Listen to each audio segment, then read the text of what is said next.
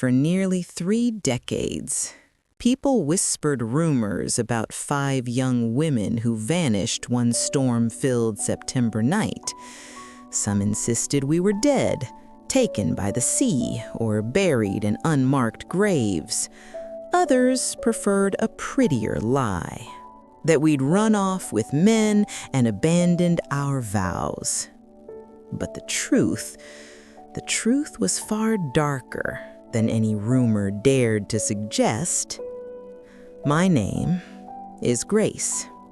I am 70 years old now, and after years of silence, years of breathing carefully, years of watching the world move while I remained hidden, I'm finally ready to tell the story nobody ever wanted to hear.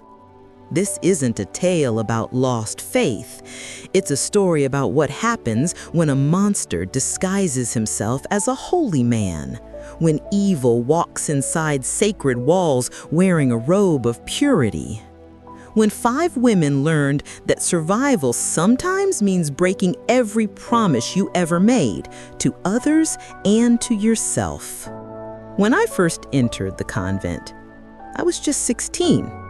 A quiet, observant girl who preferred stillness over noise.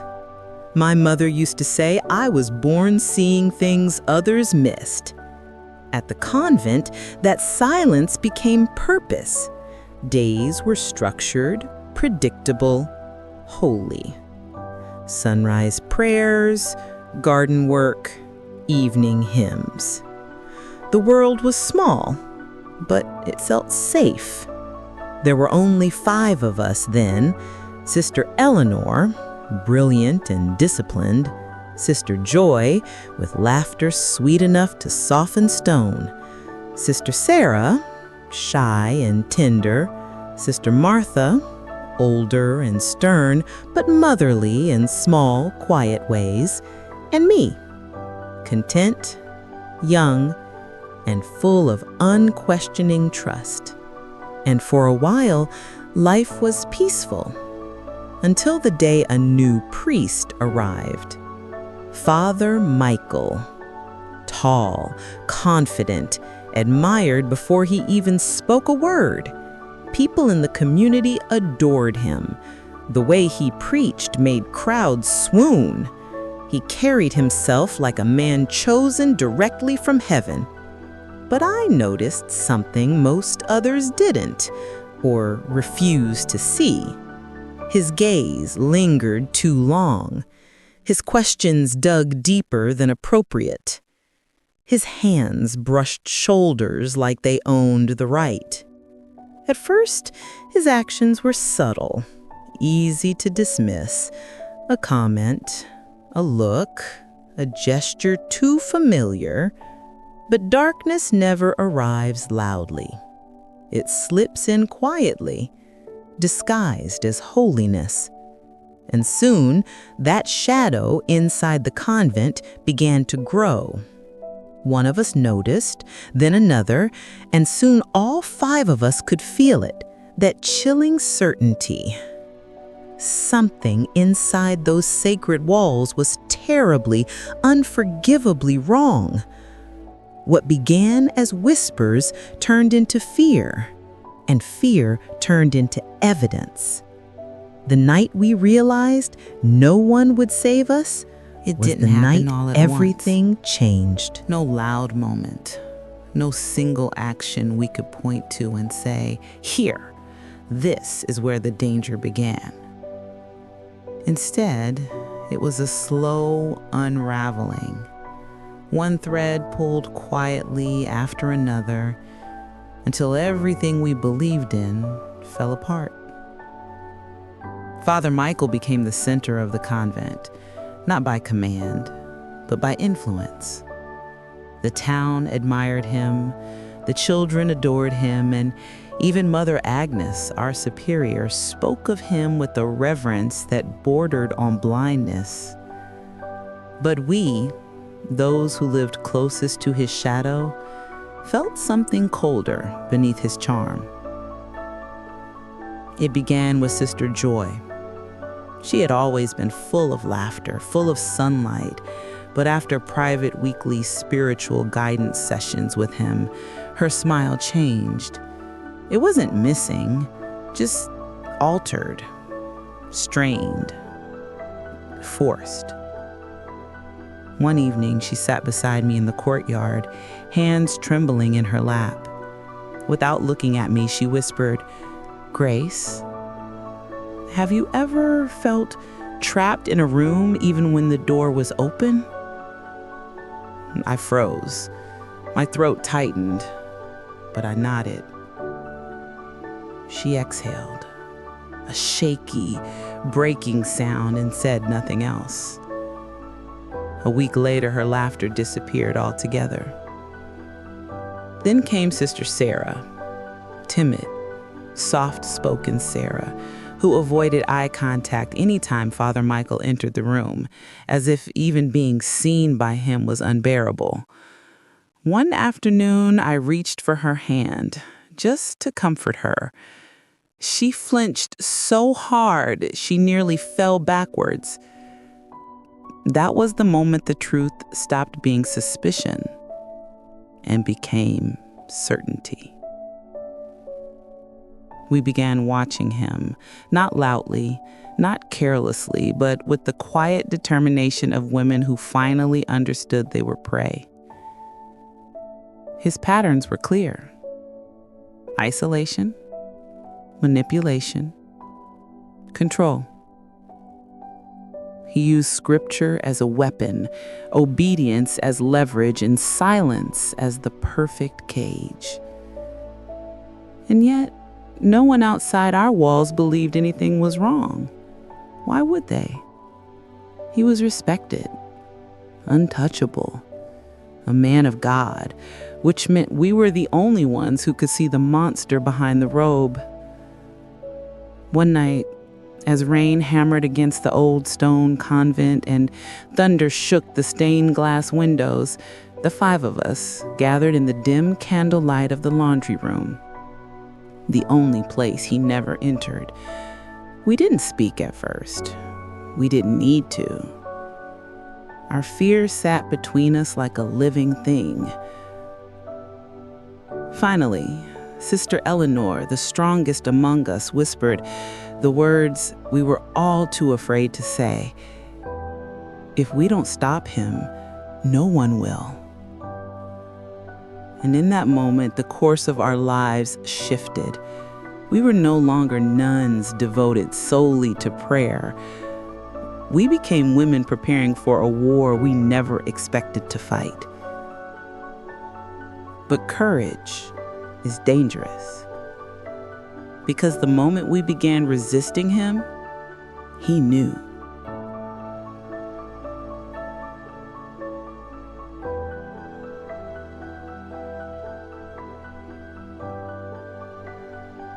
Once we understood the danger, nothing inside the convent felt the same.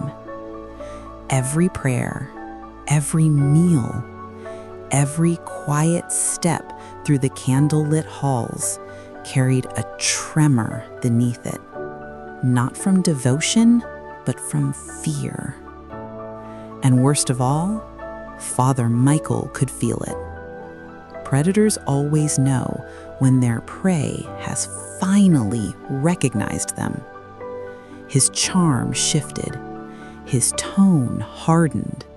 His once soft-spoken sermons became layered with messages about obedience, loyalty, and consequences. He began staring longer, watching us the way a hunter watches movement through tall grass.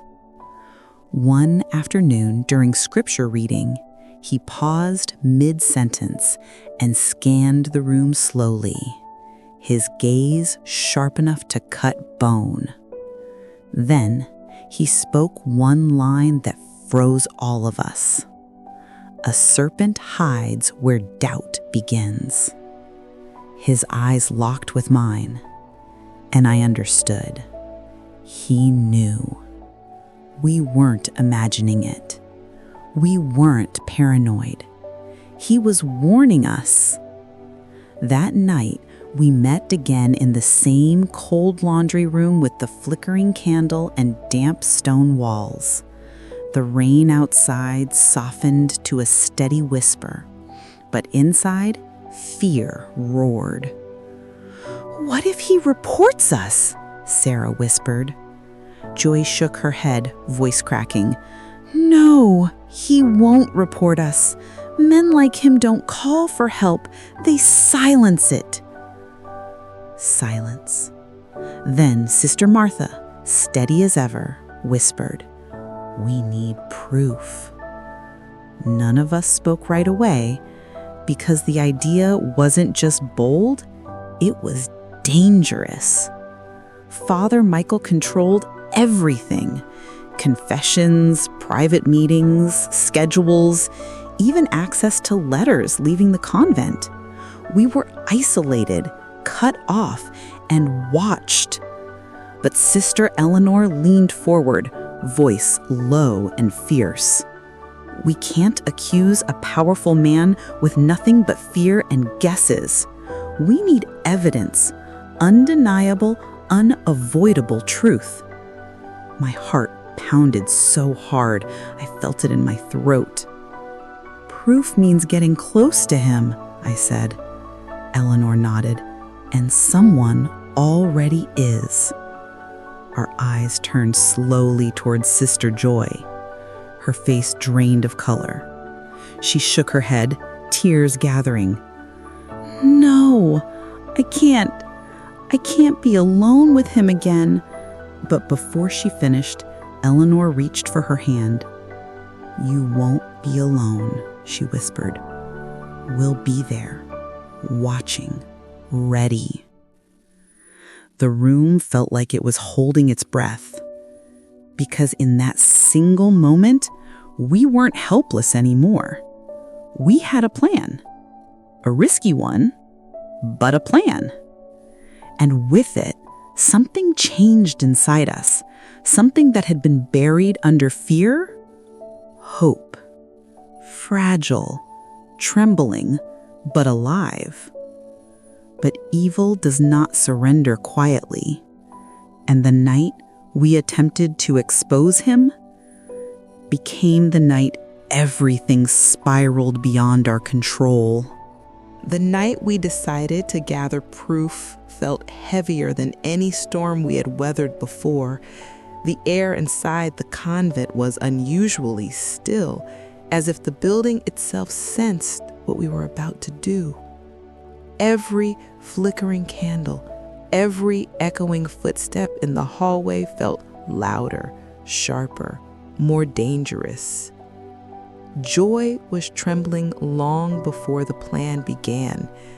She stood in her small room, hands pressed against her chest, whispering silent prayers, not for protection, but for strength. Her rosary dangled from her fingers, clinking softly with every breath she took. "You don't have to do this," Sarah whispered gently behind her. Joy turned, tears shining in her eyes, and shook her head. "Yes, I do. If I stay silent, more girls will suffer. We all know that." Her voice wavered, but her resolve didn't. Down the hall, Eleanor adjusted the hidden record device, a small forbidden object borrowed from a sympathetic parish member months ago, back when the first suspicions began. We had hidden it carefully, knowing its discovery could destroy us long before it saved us. The plan was simple in theory. Joy would agree to a private meeting with Father Michael. We would stay close enough to hear, close enough to intervene, but far enough to remain hidden. If he crossed a boundary or spoke one word exposing his intentions, the device would capture it, and we would finally have proof. When the time came, Joy walked toward his office with the fragile grace of someone stepping onto thin ice, her hands trembling, but her steps never faltered. The hallway leading to the priest's quarters felt endless. Every candle flame flickered as she passed, casting shaking shadows along the stone walls.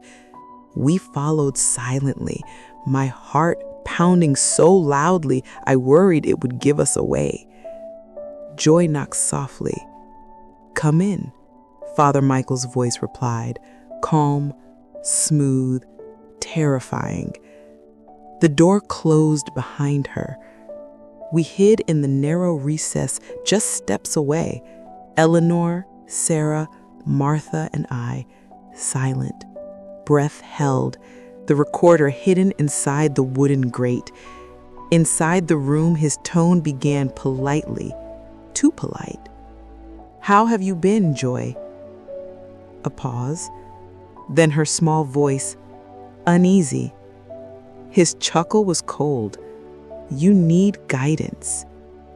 Another pause, then a sickening change in tone, low, almost predatory. "You know you can trust me." We leaned closer, every nerve wired. Then we heard it, words no holy man should ever speak. We froze, not because we were unsure, but because we finally had what we needed. Proof. Real. Irrefutable.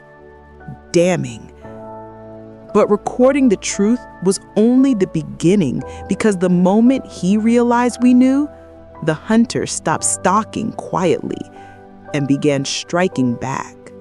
The recording should have made us feel safe. Instead, it made everything far more dangerous. Father Michael changed overnight. The smiles vanished. The gentle tone dissolved. The sermons shifted from gentle guidance to warnings. Warnings wrapped in scripture about betrayal, punishment, and divine justice. And the way he looked at us, it wasn't suspicion anymore. It was certainty. He knew. The walls of the convent felt tighter every day, the silence heavier. Doors that used to remain unlocked were suddenly shut and bolted. Mother Agnes avoided our eyes, and we realized, whether out of fear or loyalty, she would not protect us. We were alone. One evening, the one that changed everything, the bells rang earlier than usual. All the nuns were summoned to the chapel.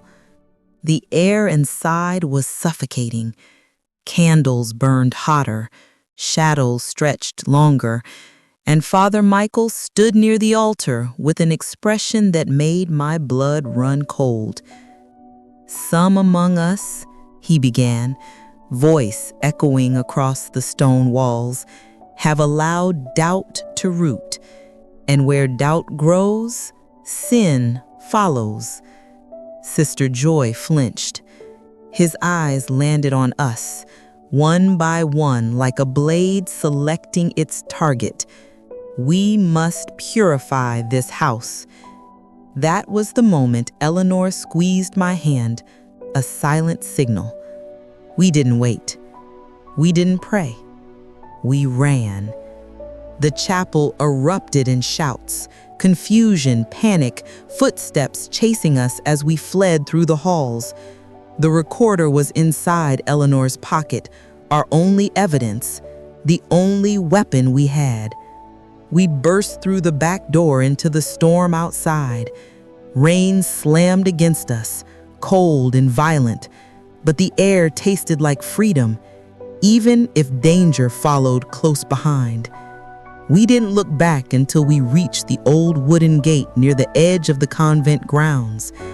When we did, he was there, standing in the doorway, watching. His face wasn't angry, it was calm, too calm. "You can run," he said, voice carried by the wind, "but truth will always return home." Then he simply turned away, as if we weren't worth chasing. And that, somehow, was more terrifying. We didn't stop running until sunrise. By morning, we found help. Not immediately, not easily, but enough.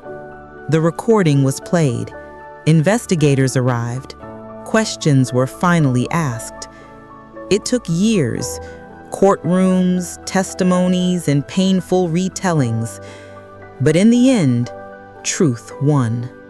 Not loudly, not quickly, but fully. Now, decades later, when I sit in my chair, telling this story to those brave enough to listen, I remind them, monsters don't always have fangs. Sometimes they hold crosses, and sometimes survival begins the moment silence ends. If you want more stories like this, stories of truth, survival, and the strength hidden behind quiet voices, then don't go anywhere. This is only the beginning.